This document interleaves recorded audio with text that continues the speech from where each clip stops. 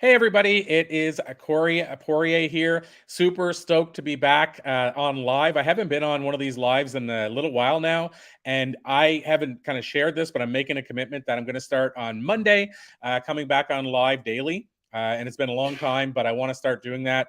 I think it's well overdue, and I have some new exciting things coming up. Like I have a new show coming out called The Enlightened Passenger that I've been teasing out there. So I'd like to come back and I'd like to start coming on talking about what's happening with that. Also, we have our boot camp coming up, and I just think it's the right time. I want to bring guests on as well, some of our Blue Talks people. So I'm just saying that to say I'm happy to be back, and I'm making a commitment to myself. I'm going to put it out publicly to kind of force me to honor it, that I'm going to be starting to come on here regularly. So excuse me, that having been said, I'm excited to this first time back in a while. I'm excited to have a guest with us today who's doing double duty today because she's going to be on our Blue Talks book interview day as well later today, our Army of Love event.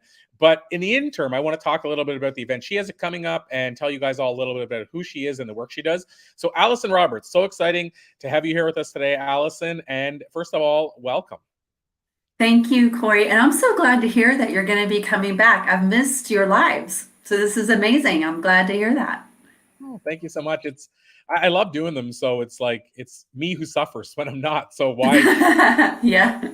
It also, though, it gets, as you know, life gets busy and it gets tough. And we just ran, as you know, this as well. We just ran three back-to-back live events in the course of a matter of 5 weeks, and we were on the road for 3.5 of those weeks. And then we have the boot camp, which is our biggest event of the year, but it's virtual. And then right after that, foolishly, we're going on the road again for 3 more live events in November.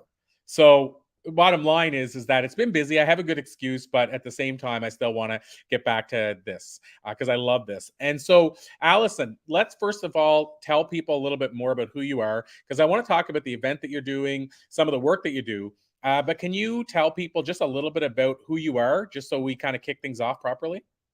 Absolutely. So I'm Allyson Roberts. I live in Atlanta, Georgia, in the United States, and I am a cognitive behavioral expert, otherwise known as a transformational coach. And so what I do is I help people who they know that they have a big impact to make. They know that they want to do big things, but they've tried a million different ways to get there on the outside, and nothing is happening for them.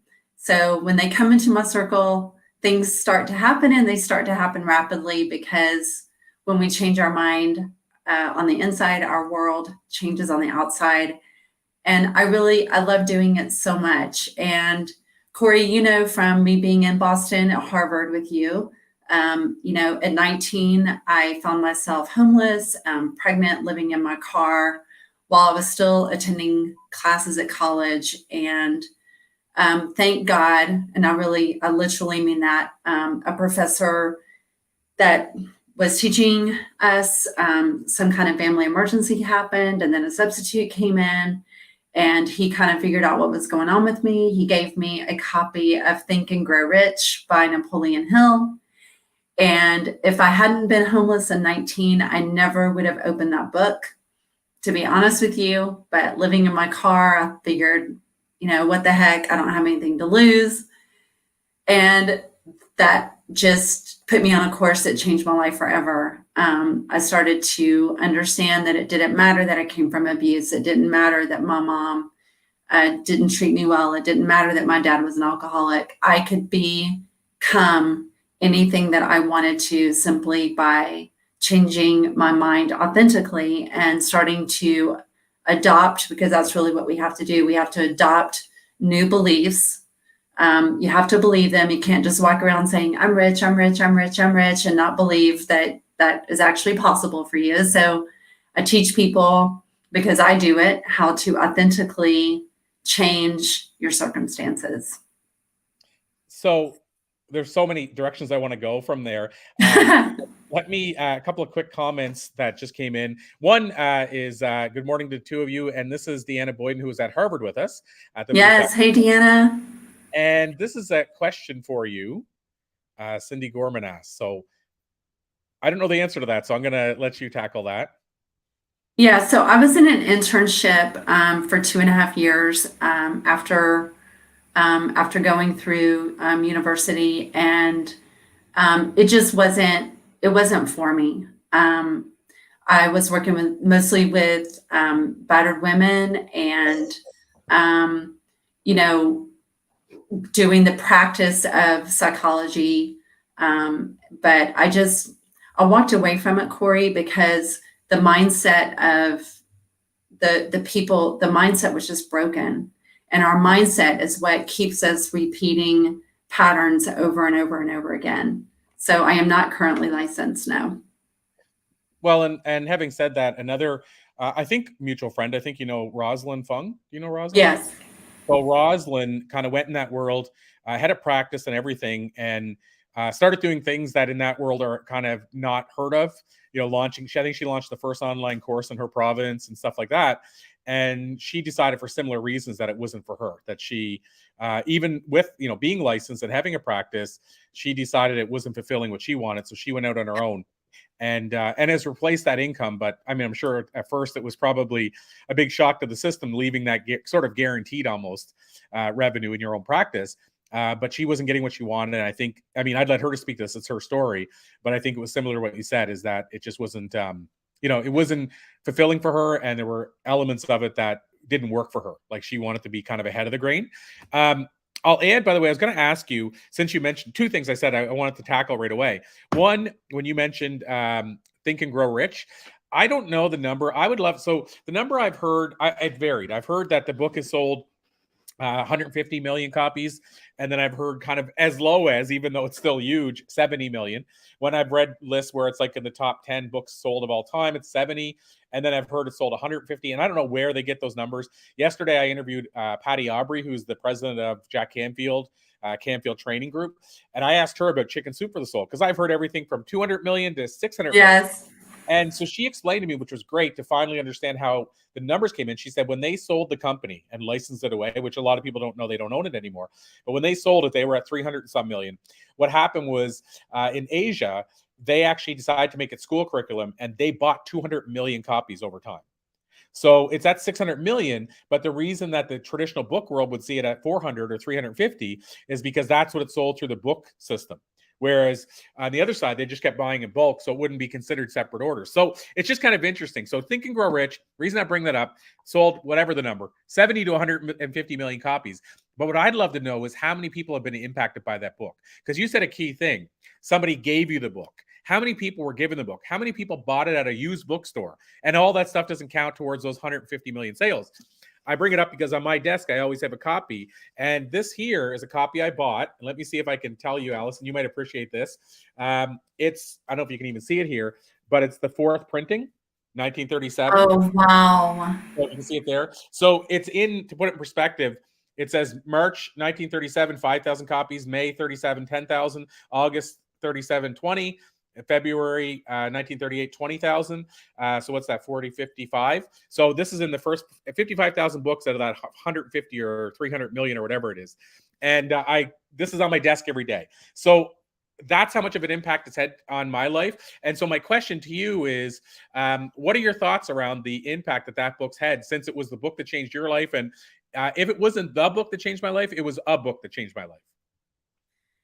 Yeah, I think that the misconception, first of all, Napoleon Hill was eons ahead of his time. And he knew that in the Depression, because that's when the book was released, was during the Depression, that, if he put rich on the cover of it, it was probably going to sell, because people were really scrambling to rub two pennies together. So the thing that impacted me the most is that the book has absolutely nothing to do with currency. Mm-hmm. The richness is what is on the inside, and the wealth that we build within ourselves, the abundance we build within ourselves. And I believe that the impact that the book has had, Corey, is that people, the way that he explains it is that we're already thinking anyway. You're already thinking thoughts anyway. We think thousands of thoughts every single day. And so why not just, you believe that you're not good enough. You've already decided that you're not good enough. That's just a thought and a feeling. So what Napoleon Hill says in that book is, why not just shift it a little bit and say, I'm willing to believe that I'm good enough. I'm willing to believe it. Because the willingness is the part that's the bridge. The willingness is the bridge between I'm never going to have it and then I'm going to have it. And then the bridge is maybe it's possible.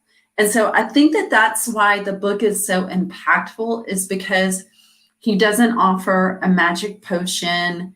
He doesn't offer a magic wand. It's not something that is outside of us. The book is literally saying you have everything that you need inside of you to do, be, and live the life that your heart absolutely desires. Absolutely. And so I so agree with that. And I'll add for me, and I want to ask you about one other quick book. And this all relates to the work that you do, mindset. So I'm going to come around to that.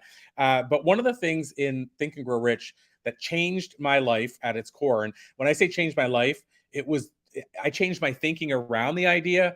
But after doing it, it changed everything. So people always ask me, how do you get so and so to come onto your show? Like, how can you schedule an interview with Deepak Chopra and have it happen, or Dr. Joe Vitale, or what have you? And it comes back to this one thing that Napoleon Hill talks about in Think and Grow Rich, which is the idea, and I'm paraphrasing it best. I mean, I've read the book enough times I should be able to quote it directly. I know. I paraphrase it too. I'm not that guy. I have a great memory, but I don't remember quotes, like millions of quotes from the book. But the premise is, when he talks about rendering more service for other people than you could ever possibly expect to get in return. So in other words, doing more than could ever come back to you without expecting it to ever come back to you. The irony, it always does. I remember interviewing Jack Canfield one time, and he said, you can't outgive yourself no matter how hard you try. He said, when he sold the Chicken Soup for the Soul series, him and Mark Victor Hansen always donated, tithing, they call it, of course, donated a percentage from everything they did. So when they sold the book, of course, the series, they donated the biggest amount of money he's ever donated in his life. He said, I was shaking writing that check. I didn't want to give that money away, but he said, I had made a commitment to do it. But he said, I thought, this is the one time the money won't come back. And he said, he wrote the check. And I think he said, like, he got this company called, or somebody called like 3 days later and said, we want to bring you to Japan to speak 12 times for these groups. Long story short, he recovered, like not recovered, but that money came back to him less than a week later, 3 or 4 times what he thought would never come back to him. And, and I interviewed Dr. Greg Reed, who said that, his friend talks about money like a fan. He said, like giving like a fan. He said, I can throw money at a fan, and no matter how many times I throw it, it always just comes right back in my face. And he said, when I give, that's what happens. It's like a fan. Yes. Back. And so I totally agree with you. And I just wanted to touch on, that's what Napoleon Hill talks about. And the giving doesn't have to be money, right? It could be actually service, but giving to people and not expecting return. Full circle, how does this relate to how do I get this person or that person to come on my show? It's because I'm constantly trying to give to them before I ever expect to receive. Real world example, and I don't want to make this interview about me, but real world example of how people can apply this is Mark Victor Hansen. Interviewed him a number of, like maybe a year and a half ago. It was the second or third time I interviewed him. And he said, Corey, and right on the air, so it's not off air, he said, do you know of other podcasts we'd be a good fit for? And I said, let me kind of dig through my Rolodex. And I put Mark, come here, buddy. I have the dog here, and Shelly just left, so I'm watching him on my own.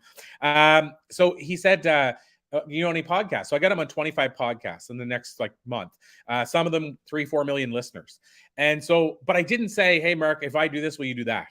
I just got him on the 25 podcast, put it out to the universe, never asked the thing in return. Somebody reached out and said, hey, do you know if Mark would come and speak at our event? And I kind of connected them, and Mark said, here's my normal fee. Well, then I reached out about another project at a time when he wasn't doing much, and he said, yeah, buddy, I'll come on, no problem. So I don't want to say it's because I put him on 25 shows, but I think there's probably something to that. When you give without expecting a return, people want to reciprocate. And again, I never expected him to say yes. If he said no, I'd move on and never think anything of it. I mean, he's a busy person. If he can't do it, that's great. But back to the original point, real world, how do you practice this? When he said, can you help? I thought, by helping him, I'm serving 25 shows, because those hosts now have an amazing guest. Him and Crystal, amazing guests. They're also serving more people with their work, and so on and so forth. I saw no lose. It was a win-win-win.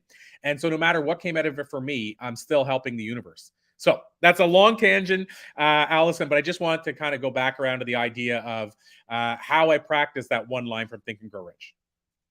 Yeah, because Napoleon Hill is like, you know, to give service or to give a portion of what you are bringing in, which we do, by the way, our company, 10% of all of our proceeds go to three separate organizations. I won't get into that right now, but if you go on my website, you'll see it.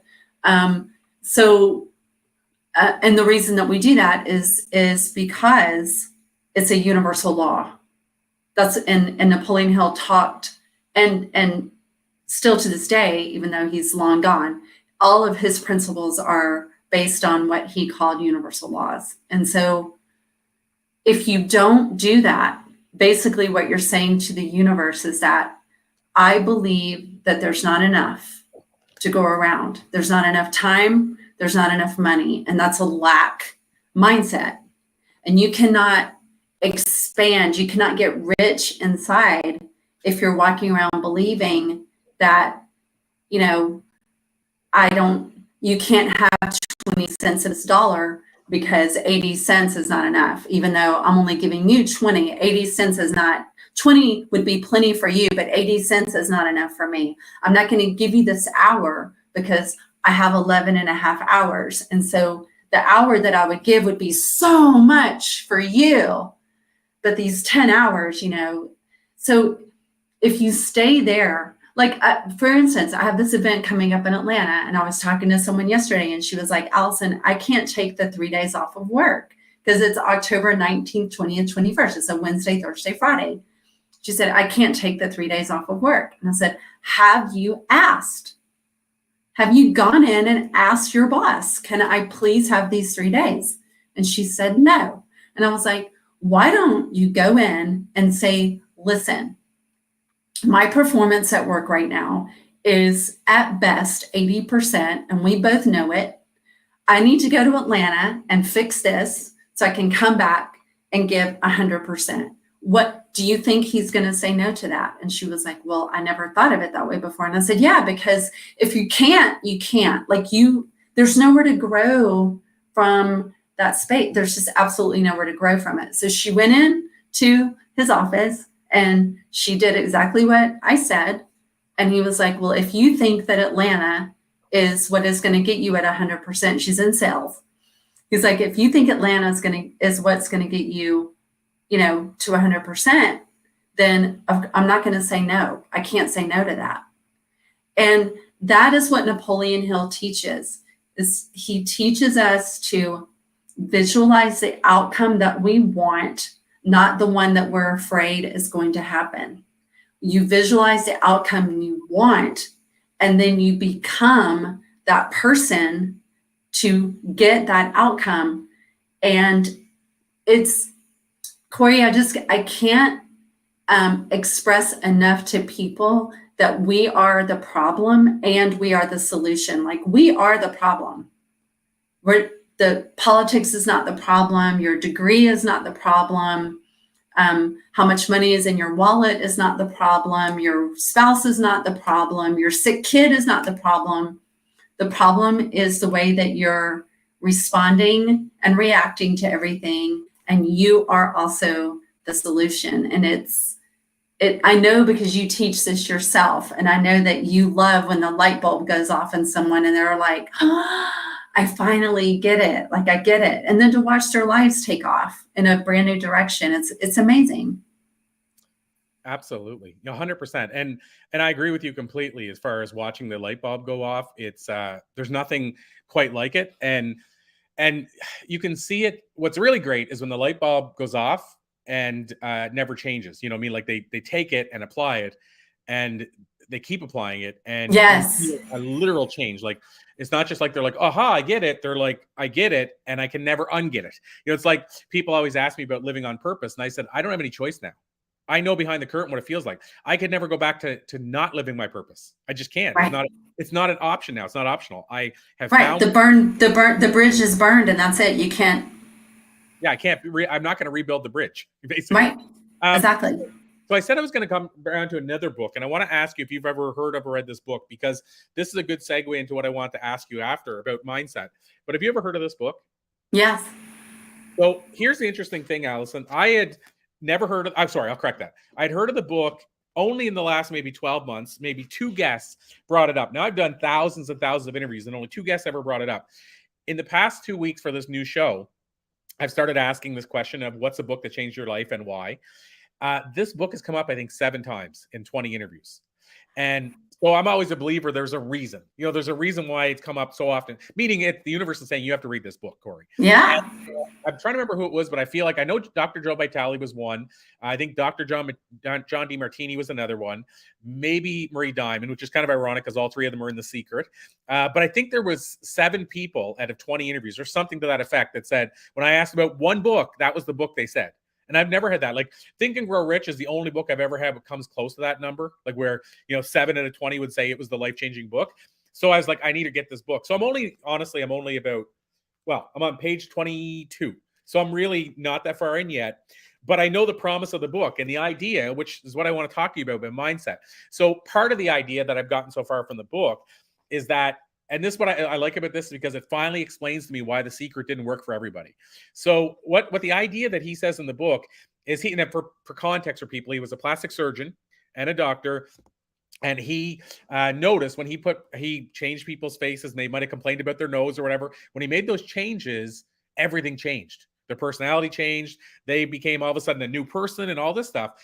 But I say they lightly because he said he noticed a percentage changed, like maybe 50% changed. But then he had another 50%. He would make those exact same changes and nothing changed. They were still down on themselves. They still thought, they'd say, well, you haven't changed a thing. And meanwhile, their family barely recognized them.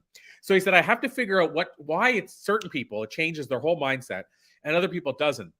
And what he came around to is it's their DNA of their self-image. So in other words, what do they believe internally that they might not even realize they believe? So you could call it maybe your blueprint. But I love this because the premise so far of what I've gotten from him is it's almost impossible for positive thinking to work for you or manifestation to work if your internal DNA says, no, sorry, that's not you. Meaning if your self-image says, you're saying, I'm a millionaire, I'm a millionaire, I'm a millionaire, and your self-image is saying you're not worthy of $1 million. But you don't even hear it saying it. And so that really started to explain to me why The Secret worked for some and not for others, because some people would have a self-image where they're like, I know I deserve this. I just haven't had it yet. So they might get it. Then there are people that say internally, you don't deserve this, no matter how hard you try. You don't hear that saying that in your subconscious, but it's still there. This is the premise of what he's saying.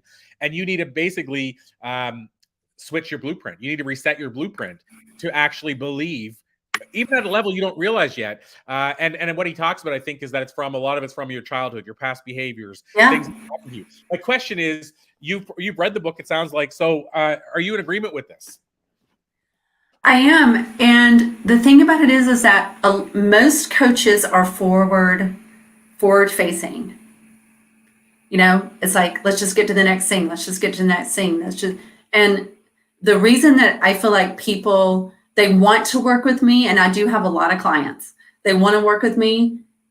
And then there's these other people, like, they want to work with me. But when I tell them, the very first thing that we do is look back.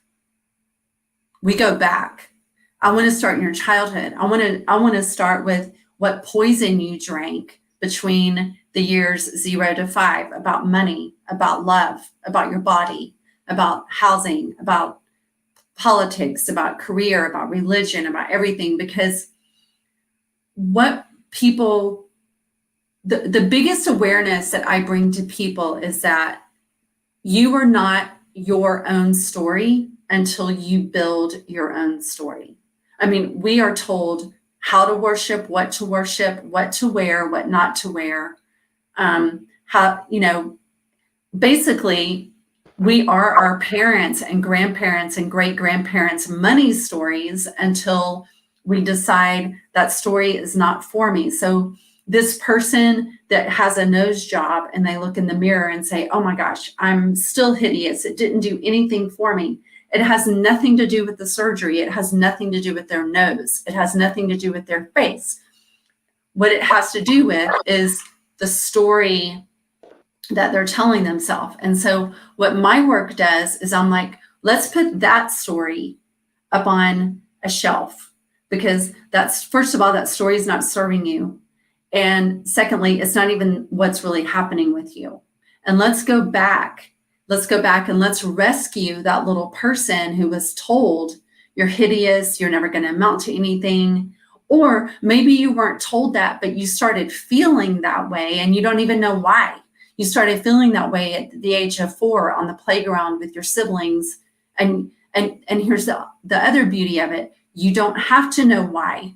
We don't have to know all the details. And the reptilian brain is your past and your conscious brain is your present. And most people live 98% of their day in their reptilian brain. I don't know, I can't, it's too hard. That's the language of the reptilian brain, which also translates to you're stupid, you're ugly, you're poor. So it's teaching people that it's just your brain. That's all it is. It's just your brain.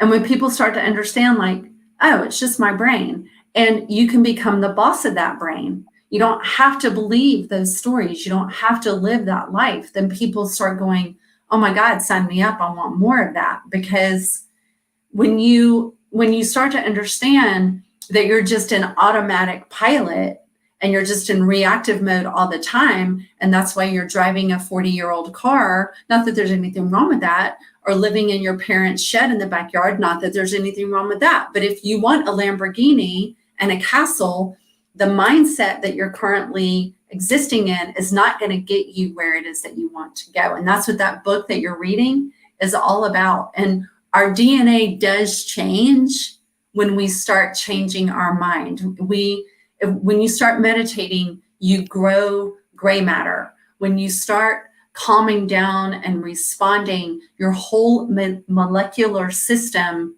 starts to change, because you take yourself from flight, fight, freeze, fawn to calm, responsive, objective, logical observer. Not that we don't feel, we need to feel, we're human. You have to feel glad, mad, sad, afraid. You've got to process those feelings.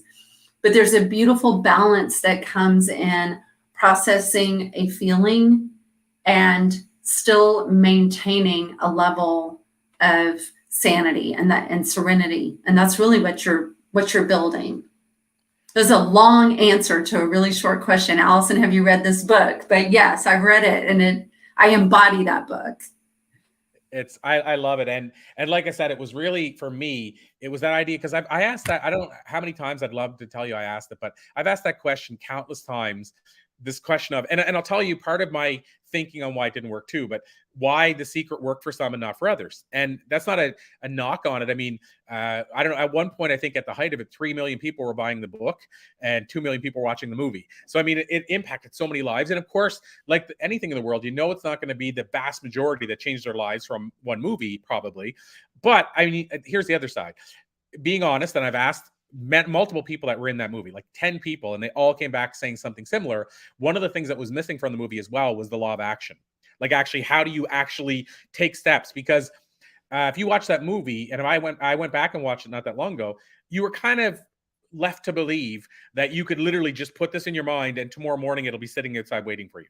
Yeah. And what's interesting is I've talked to, again, most of the people, well, 10 people in The Secret out of whatever number it was, 30 some.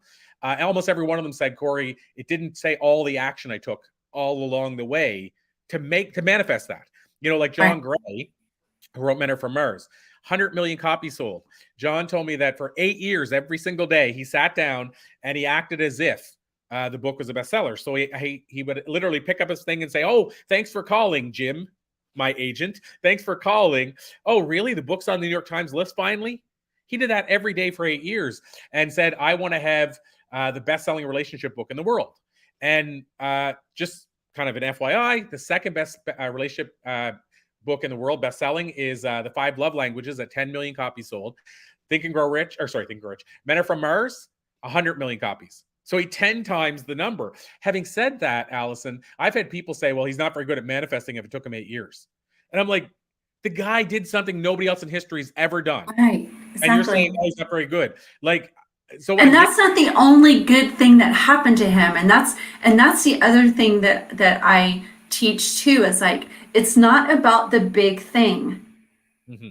It's about the amazing small things that happen along the way as we are working toward a big thing. But people lose the meaning of life, I think, and just like, first of all, judging anything is losing the meaning of life. Judging anything other than a legit contest where you are like, Corey, can you please be a judge in this contest? Any judgment outside of that, or court judges, obviously, but any like our day-to-day judging that we do of ourselves and other people, it robs us of all our creativity, for one thing. But the other thing is like everybody wants the big thing. And I cannot tell you how many, because my story was I was living in my car and I started visualizing, a warm bedroom. I even visualized curtains when I was rescued out of my car. The exact curtains that I had had in my vision were hanging on, and not a similar pattern. The exact curtains I visualized were hanging on that rod in that guest bedroom. But that was the rescuing part. But the other part that happened before I was rescued in that 2.5 weeks was I took, and Napoleon Hill says this on page 62, take a moral inventory of your life. And it was the very first time in 19 years that I admitted to myself that I was the child of an abusive household. And when you start making admissions like that, instead of walking around going, we're fine, everything's fine, we were great, it's all wonderful and great.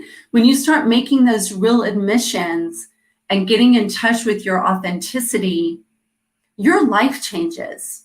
It changes just from doing that. And so he probably had in every single day that he was sitting down saying, it's already happened, it's already happened. There are no telling that how many hundreds of thousands in 8 years of time. He probably manifested coffee for himself in that time. He probably manifested house repairs in that time. He probably manifested a free battery for his car in that time. But unfortunately, hey, Shelley, unfortunately, no one really cares as they should about the small things in the process.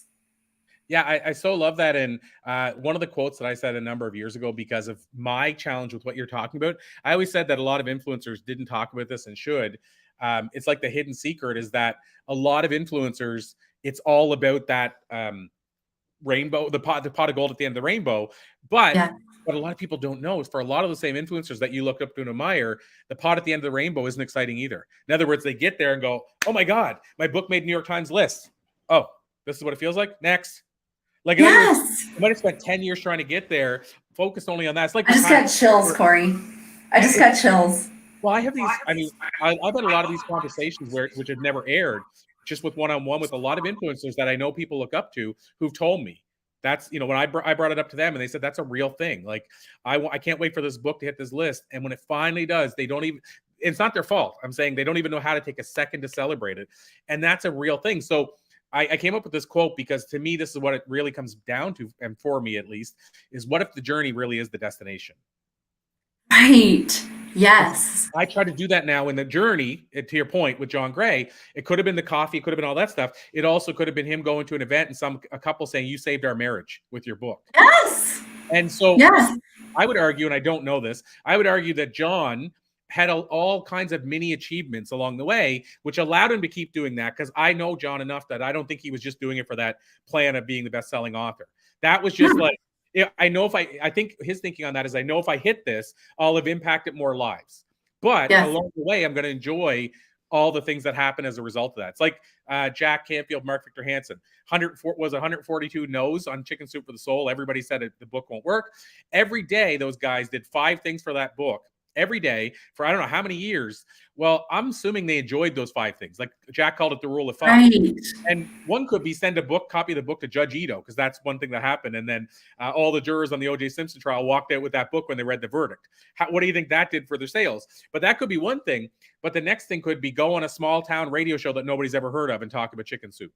And I'll bet you Jack had just as much fun on that radio show as he did on the next thing. So to your point, I think it's about us enjoying the journey, I think, as well. Yeah, and someone asked me in a podcast yesterday, like, why is behind the power like so important to you? Why do you want people to come in person? Because I have a virtual event, but I'm really pushing like the in person. And I said, because first of all, we've all been on Zoom, as wonderful as it is, we've all been on Zoom for 2.5 years. And we all have Zoom gloom and we're worn out. We're worn that, it's like, this is wonderful and I love seeing you. But Corey, there was nothing like seeing you and Shelly in person in Boston. Oh, It's a whole different experience to hug you and break bread with you and sit down at a table and brainstorm with you and be on the stage with you. It's just a different energy. And she's like, oh, so it's not about money. And I'm like, it's never about money for me. It's always about impact and wanting to bring people together, because that is, to me, that is where real honest relationships are born, is when people come together, we're sharing our ideas together.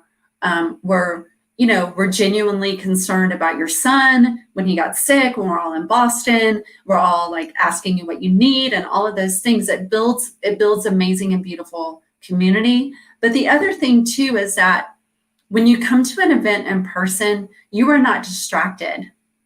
Your dog's not barking, your kid's not knocking on the door, your phone's not, hopefully not dinging. You don't feel like you have to multitask just because you're home at your desk. You are fully immersed in that. And Alex Schlinsky talked about that when we were all together in Harvard, from the stage when he was speaking. He was so impactful, talking about everybody is just hustle and grind, hustle, grind, grind, grind. But when you stop and you take those moments or that time for yourself to breathe and become, it's life changing. It just grows you. It grows you. It grows your life. It grows everything. so, and you took one of my last questions out of my mouth, because I was going to ask you why people should go. So, I guess my official last question, then, since you said why people should go to the event, let me ask you an additional question on that. And obviously, we'll talk about how people can go. It's great you have the website on your right on your above below your face on the screen. I'll make sure to put it in the comments as well.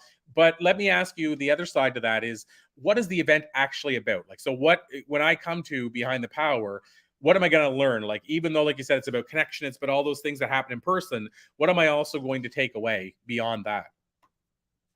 You are going to learn 3 disempowering beliefs that you don't even know you have right now, that are standing in the way between where you are right now and where it is that you want to go. We're going to uncover those 3. Sometimes, I mean, last year somebody walked away with 10 disempowering beliefs and she was like, holy hell, no wonder, no wonder I'm not getting where it is I want to go. So we're going to uncover those, because awareness is 90% of the cure. So once we uncover those disempowering beliefs, we're also, in the very last day, going to teach you. You're going to walk away with knowing exactly how to overcome those disempowering beliefs. I'm not going to leave you hanging. So you're not going to come and then learn the disempowered beliefs and be left stranded. You're going to leave there going, wow, I really do believe that my business can't reach 6 figures, or I really do believe that no one wants me on their podcast, or man, I really do believe that I can't franchise this thing, or whatever it is, or lose the 50 pounds, or find the husband, because there's obviously personal blockages as well that stand in the way of our professional, and professional that get in the way of our personal. So you're coming to learn that. And why do you need to know those disempowered beliefs? Because your subconscious mind runs you until it doesn't anymore. So those disempowered beliefs, even though you're not thinking them, they're not on your radar right now, they are in there. And it's a feeling that you get when you go to do the thing that is stopping you from being able to do the thing, Mhm. or to do it well enough to get the result that you want. I love it. Well, and I was actually just over grabbing the website link so that I could share it in the comments so people can click on it easily. I mean, I'm super excited about this. And in fact, just scheduling wise, I wish I would have known about it myself earlier because it's just, we talked about it, but I have our biggest event of the year taking place just days before. You know, my hope is you're going to be doing this obviously in the future. My hope is to be there at a future time, but I want to see. Yes, I would love to be, I would love for you to be on stage next year with me, Corey. Well, I would love to make that happen too. And in the interim, though, I want to, you know, you said a key thing. I want to put it in people's minds, though, even though I say that it'd be great to be there next year. I want to see people transform their life in a month, not Yes. 13 months. So I would recommend people check this out now.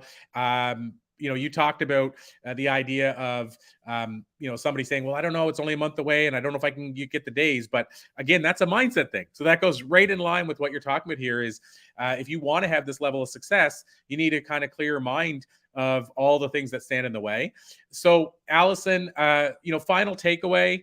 I'd love to get your thoughts on what's your final takeaway in terms of what people can expect or your takeaway from our conversation today. Just a key takeaway that people can leave with. And then I put the website in the link. Is that the best place for them to go to join up and learn all about it? So that's a two-part question. Yeah, so yes, the website is the best place to go. We do have a virtual option, so you can take part in the virtual option. But I want you in those breakout sessions, and you're going to miss that if you're not there in person. The biggest thing that I can say to you right now is that you're so worth what you want. And it doesn't matter if Corey and I say that to you a million times in a day. If you don't believe that you're worth what you want, you'll never have what you want. And so behind the power, we restore your worth.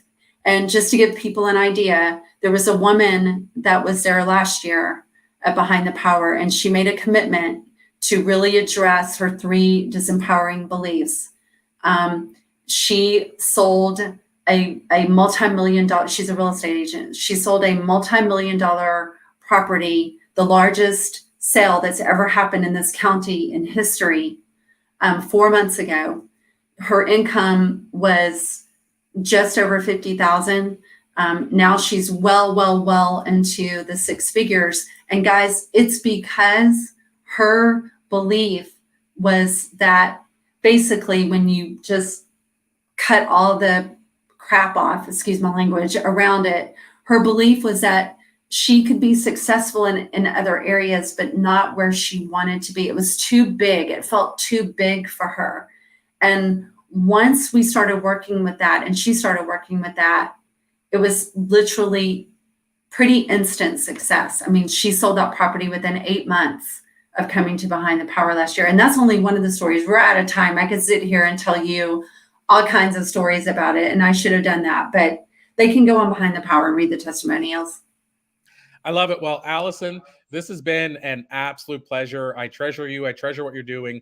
And all I can do is just put my honest to goodness stamp on this, that they need to look into this and look at their lives. And I say I mean, anybody listening who's thinking, is this right for me? You honestly need to look at your life and say, what needs to change? What can change? And if I don't take action, what won't change? And sit with that and, you know, see if this is right for you. I seen Facebook user #1 because at StreamYard, unless you're logged in, it doesn't let you say who the person is, but they said excited to check it out. So I hope they check it out and decide to join you. But Allyson, this has been an absolute pleasure. Thank you for joining us today. And I'll continue to wave the flag for all the great stuff you're doing. Thank you. And I can't wait to see you in Shelley in November. Big hugs. Awesome. Sounds perfect, my friend. Thank you. Thanks, everybody, for tuning in. You'll see Shelley on here shortly, actually in the next 15 minutes. And by the way, if you tune in on my page and all the other places you've been watching this, you'll actually see Allyson in a little bit again today with Shelley. So I'll leave that for when that happens. But thank you so much, Allyson. Thank you, everybody, for joining us. Till next time.